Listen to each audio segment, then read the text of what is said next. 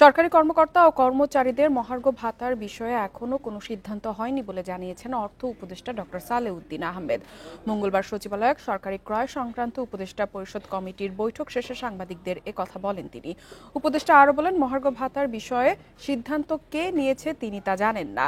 ক্রয় কমিটির বৈঠকের বিষয়ে তিনি বলেন, রোজার শুরু থেকে শেষ হওয়া পর্যন্ত নিত্য পণ্যের সরবরাহ নিশ্চিত করতে চায় সরকার। পাশাপাশি বাজারের পর্যবেক্ষণ সহ অন্যান্য কার্যক্রম চলবে। বৈঠকে ভিয়েতনাম থেকে 1 লাখ টন চাল এবং রাষ্ট্রীয় পর্যায়ে চুক্তির আওতায় মরক্কো থেকে 30,000 টন টিএসপি সার আমদানির সিদ্ধান্ত নেওয়া হয়। কে দিয়েছে ঘোষণা আমি জানি না। অর্থ মন্ত্রণালয়ের কাছে আসলে তো অর্থ মন্ত্রণালয় বলবে দেবো কি না দেবো কত, তারপরে ঘোষণা দেবে।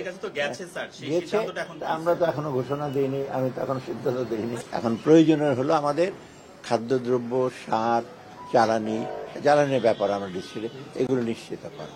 তবে এটি হলো আমাদের আজকে ডিসিশন।